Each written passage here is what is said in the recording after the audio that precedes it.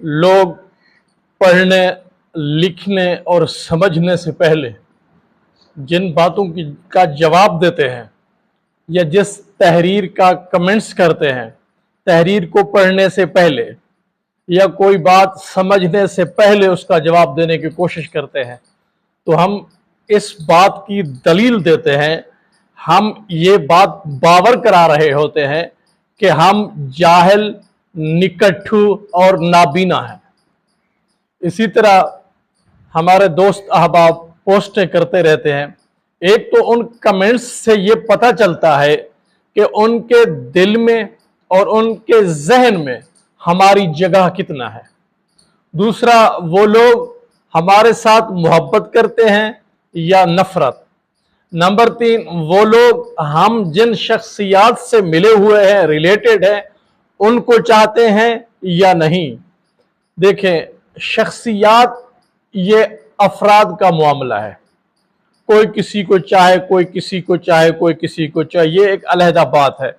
ایک شخص شخصیت پرستی نہیں کر رہا ہوتا، وہ ایک سماج میں تبدیلی کے لیے کوشش کر رہا ہوتا ہے، محنت کر رہا ہوتا ہے۔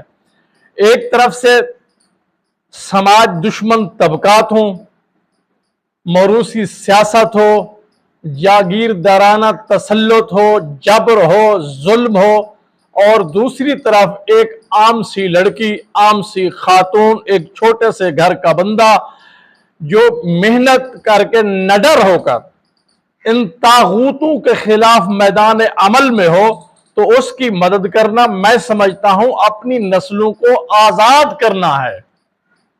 ہم اس لیے سیاست میں آنے والے نئے لوگوں کے ساتھ اس لیے ہیں، عام آدمیوں کے ساتھ، عام شخصیات کے ساتھ اس لیے ہیں کہ ہم ان سے سوال کر سکتے ہیں کہ ہم نے آپ کو اپنے ووٹ کی قوت سے، طاقت سے اقتدار میں لائے تھے تو آپ نے ہمارے لیے کیا کیا ہے، اور ہم اتنا بزدل بھی نہیں ہیں اور اتنا سستے بھی نہیں ہیں کہ حق کے لیے بول نہ سکیں اور جو ہمیں جس طرح چاہے استعمال کر لے۔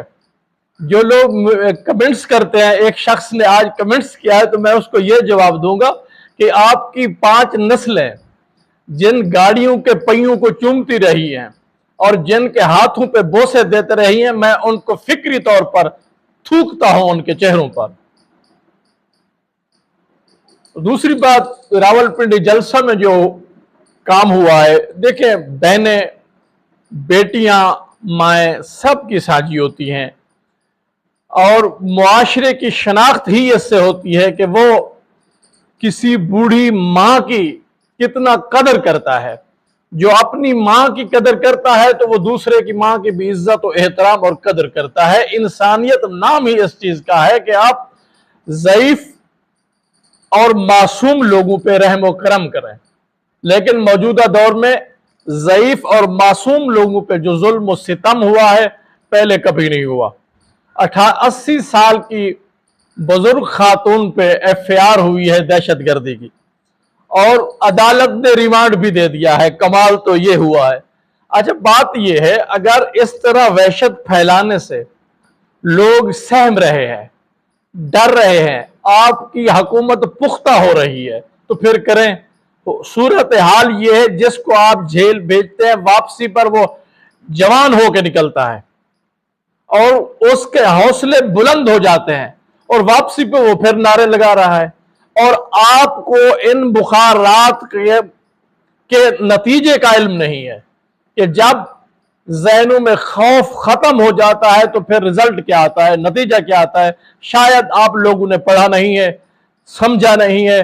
معاشرہ اور قومیں، جب کبھی کسی ریاست کا معاشرے کے ذہن میں خوف ختم ہو جائے تو پھر میں یہ نہیں کہتا کہ ہر مٹنے والا خوف کے مثبت کام کرتا ہے، نہیں، مثبت نہیں، منفی بھی ہو سکتا ہے، لیکن اس سے ہوتا کیا ہے؟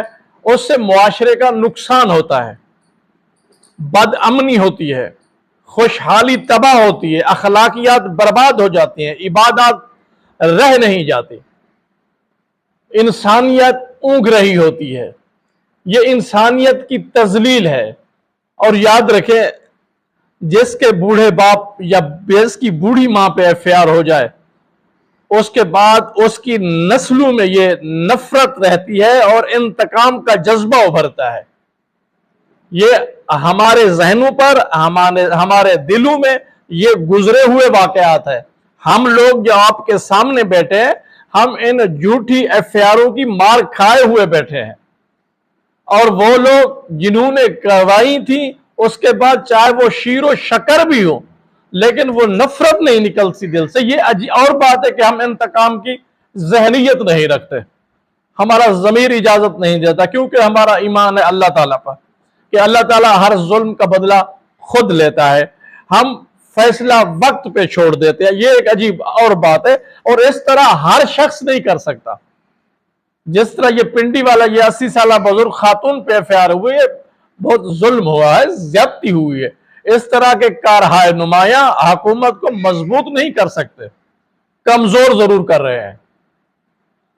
ہمیں سوچنا چاہیے, ہمیں صرف اقتدار کی نہیں سوچنا چاہیے, ہمیں معاشرے کے حوالے سے بھی سوچنا چاہیے, تہذیب کے حوالے سے سوچنا چاہیے, ثقافت کے حوالے سے سوچنا چاہیے, ایک ملی اتحاد کے بارے میں سوچنا چاہیے, ایک انسانی وقار پر سوچنا چاہیے. یہ تو نہیں ہے ہر شخص جب کرسی ملے تو ظلم ڈھانا شروع کر دے. اس کے علاوہ مجھے بہت دکھ ہوا ہے ان پولیس والے بھائیوں پر جنہوں نے یہ کیا ہے. اور میرے خیال میں ہر شخص آزاد ہوتا ہے, اپنے ضمیر اور ذہن کا فیصلہ وہ کر سکتا ہے.